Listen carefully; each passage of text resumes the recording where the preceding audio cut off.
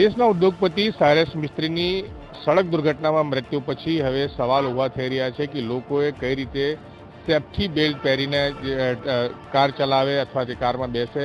ખુદ નીતિન ગડકરીએ જેઓ કેન્દ્ર સરકારમાં મંત્રી છે એમને કહ્યું છે કે હવે પાછળની સીટ પર પણ જે લોકો કારમાં બેસે છે એને પણ કમ્પલસરી સીટ બેલ્ટ પહેરવાનું રહેશે। મંત્રીએ તો કમ્પલસરી કહી દીધું છે અને લોકો પહેરશે કેમ એક હજુ સવાલ છે।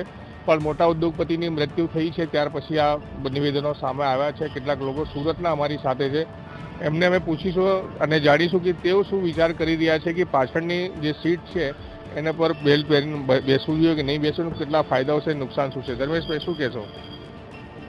ગડકરી સાહેબના નિવેદનથી અમે સહમત છીએ કે કારમાં બેસવાવાળા લોકોએ અગર કારમાં બેલ્ટ ઉપલબ્ધ હોય તો અવશ્ય બેલ્ટ પહેરવા જોઈએ। કોઈ પણ દુર્ઘટના બને તો બેલ્ટ પહેરેલો હોય તો તમે સેફ રહો, એ એમની વાત યોગ્ય છે। પણ એના માટે તેને દંડ વસૂલી કરવી કે એવી કોઈ બાબત ન આવવી જોઈએ।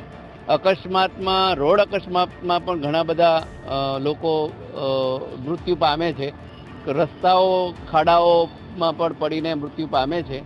એટલે એમની જે વાત છે કે ભાઈ જે ફોર વ્હીલરો છે એમાં પાછળના લોકોએ પણ સીટ બેલ્ટ પહેરવો જોઈએ, તો હું માનું છું કે અગર સુવિધા હોય તો ચોક્કસ પોતાની જિંદગી અનમોલ છે અને પહેરવો જોઈએ। રોડ રસ્તાની આપણે વાત કરી, રોડ રસ્તા તો આપ જોવો છો કે રોડ રસ્તાની પરિસ્થિતિ ને જે ખાડાની પરિસ્થિતિ છે કે હજારો લોકોના કમરના દુખાવાઓ, કમરની તકલીફો, ડોક્ટરોને લાભ વધારે થાય છે અને ખાડા સમયસર પૂરાતા નથી। બીજા એક ભાઈ છે એની સાથે આપણે વાત કરીશું। શું નામ છે આપનું? મિસ્ટર પિન્ટુભાઈ। પિન્ટુભાઈ, આજે નીતિન ગડકરીએ જે જાહેરાત કરી છે કે ભાઈ પાછળના સીટ પર કોઈ પણ માણસ ટ્રેવલ કરતા બેસા હોય ત્યારે સીટ બેલ્ટ બાંધવી જોઈએ, આપનું શું મંતવ્ય છે? सर्वप्रथम तो जो एक घटना घटी है वो दुखद घटना है, हम सभी उसको श्रद्धा सुमन करते हैं। और जो गडकरी जी ने निर्णय लिया है, निर्णय योग्य है, लेकिन इस पर कोई दबाव नहीं होना चाहिए।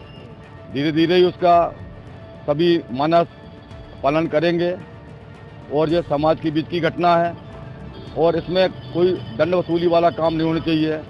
सर्वप्रथम तो सभी जो भी हैं उनको सभी को समझा के कि भाई इस तरीके से आप करो तो आपके लिए बेनिफिट रहेगा, परिवार के लिए बेनिफिट रहेगा, ऐसी घटनाएं नहीं होंगी।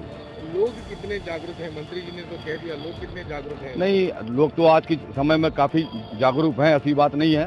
उनको खाली बताना और रास्ता दिखाने की आवश्यकता है। आप देखना आने वाले समय में सभी गाड़ियों पर बेल्ट लगा के लोग चलेंगे। બિલકુલ આ ભાઈનું કહેવું છે કે લોકો બેલ્ટ પહેરીને ચાલશે એવું જે રીતે મંત્રીનું નિવેદન બીજા ભાઈ છે એમને પૂછે। શું નામ છે આપનું? વિનોદ કુશવાહા। વિનોદભાઈ, આજે નીતિન ગડકરીએ જાહેરાત કરી છે કે પાછળની સીટ બેલ્ટ બાંધવી જોઈએ કારમાં, સેફટી માટેની છે, શું કહેશો આપ? गडकरी साहब ने जो बोला बात तो सही है। देखा जाए तो जो भी सरकार, केंद्र सरकार हो, राज्य का सरकार हो, ट्रैफिक का जो नियम कानून बनाती है वो सबके लिए होता है, क्योंकि अपनी ही जीवन रक्षा होगी तो अपने परिवार का रक्षा होगी और समाज में भी रक्षा होगी। और जो भी व्हीकल कंपनी है और जो भी गाड़ी बनाती है, फोर व्हीलर बनाती है, बड़े ट्रक बनाती है, आइसर बनाते हैं, तो जरूरत के हिसाब से सब में सीट बेल्ट होता है। जितनी भी फॉरेन की कंपनी इंडिया में आप देख लीजिए, वो बस हो, ट्रक हो, जो भी गाड़ी उसमें कंपनी में एंट्री होती है, हर एक आदमी चाहे 10 बैठा 10, 20 बैठा 20, सब कोई सेफ्टी बेल्ट जरूर लगाते हैं। बिना सेफ्टी बेल्ट लगाए सिक्योरिटी चेक करती है, अंदर एंट्री नहीं देती है। तो जो रूल रेगुलेशन है, अगर लोग उसको पालन करते हैं तो उनके लिए ही सहूलियत ही, ना कि सरकार के लिए है। सरकार अगर नियम बना देती है तो सरकार के जो अन्न तंत्र है वो तंत्र मात्र उससे वसूली करने का निर्णय सोचता है, उससे वसूली कैसे किया जाए वो सोचता है। लेकिन कम से कम वो तंत्र उनको ये भी समझाए कि भाई इससे तुम्हारे परिवार की सुरक्षा हो सकती है, कोई दुर्घटना बड़ी हो सीट बेल्ट से जान बच सकती है। बाकी तो कुदरत के हिसाब से, अगर कुदरत ने मौत लिख दिया है तो कोई ना कोई बहाना से आदमी को ले ही जाएगा। બિલકુલ, બીજા એક ભાઈ છે, શું નામ છે આપનું? કૃણાલ ભટ્ટ। ભાઈ, શું કહેશો? જે મંત્રીજીએ કહ્યું છે કે ભાઈ આ સીટ બેલ્ટ બાંધવી જોઈએ પાછળની સીટ પર જે લોકો બેસે છે, તો આ લોકો કેટલા જાગૃત છે આને લઈને અને લોકો આપ કઈ રીતે જોઈ રહ્યા છો? જો લોકો તો એકચ્યુઅલમાં સીટ બેલ્ટ નોર્મલ બી જે જાય છે તેમાં બી નથી બાંધતા, તો બી આ જે નિયમ નાખ્યો છે એમને, તો એ મને નથી લાગતું કે લોકો ફોલો કરશે એ વસ્તુનો। હા, અમુક રૂલ્સ રેગ્યુલેશન એવા નાખવા જોઈએ કે કમ્પલસરી કરો લેકિન હાઈવે ઉપર કરો। કેમ કે આ સીટ બેલ્ટ જે બધાને કમ્પલસરી છે એ હાઈવે પર મેઇન એક્સિડન્ટ ત્યાં થતા હોય છે, સિટીના અંદર આ વસ્તુ નેસેસરી નથી। રૂલ્સ જે રેગ્યુલેશન નાખેલા છે એ તમે આ હાઈવે માટે નાખો ને તો બેસ્ટ છે. ભલે એના માટે તમે કોઈ સ્ટ્રિક્ટ ફોલો બી કરો રૂલ્સ, લેકિન સિટીના અંદર તમે બી પબ્લિક બી જાણે છે કે આ વસ્તુ નેસેસરી નથી. એક્સિડન્ટ તો સિટીમાં પણ થઈ શકે ને. બી થાય છે પણ એવા મોટા એક્સિડન્ટ તો નથી થતા. નોર્મલ જે એક્સિડન્ટ થતા હોય, કારણ કે એટલી સ્પીડ નહીં હોતી હોતી સિટીના અંદર.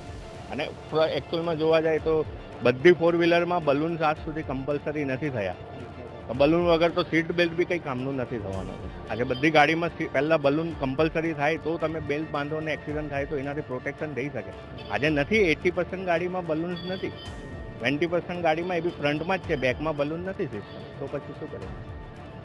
બિલકુલ કેટલાક સવાલો છે લોકોના મનમાં કે કેટલી ગાડીઓમાં જે છે એર બેગ નથી આવતા, સીટ બેલ્ટની પણ સુવિધાઓ બધી ગાડીઓમાં નથી હોતી. જે નિયમ ગડકરીજીએ જે જાહેરાત કરી છે કે દરેક માણસને સીટ બેલ્ટ પહેરવું પણ જોઈએ અને પાછળની સીટ પર બેસેલા લોકોએ પણ પહેરવું જોઈએ. દરેક ગાડીમાં સીટ બેલ્ટ પણ નથી આવતી, એ પણ વાત સાચી છે. અને ખાસ કરીને જે મંતવ્ય છે, એક તો રોડ રસ્તાઓને લઈને પણ છે કે આપણા દેશના રોડ રસ્તાઓ ખરાબ છે, એ રિપેર થવા જોઈએ, એના કારણે પણ એક્સિડન્ટ થતા હોય છે, લોકોના જીવ જતા હોય છે. બીજી વસ્તુ એ છે કે સિટીમાં જે ભાઈ વાત કરી રહ્યા હતા કે સિટીમાં આ નિયમ નહીં લાગુ હોવું જોઈએ, કારણ કે સિટીમાં એટલી ગાડીની સ્પીડ નથી હોતી. તો જે બહાર જે આઉટસાઇડમાં જે હાઈવે પર છે ત્યાં નિયમ લાગુ હોવા જોઈએ.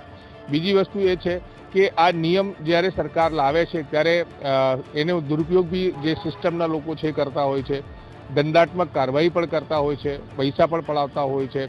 જો બેલ્ટ ના બાંધ્યું, નિયમનું પાલન ના કર્યું હોય તો હેરાનગતિ પણ ના થઈ જોઈએ. તો આ તમામ લોકો સુરતના હતા.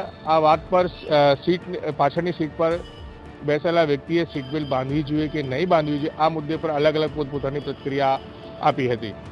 સંજય સિંહ રાઠોડ, ગુજરાત તક, સુરત.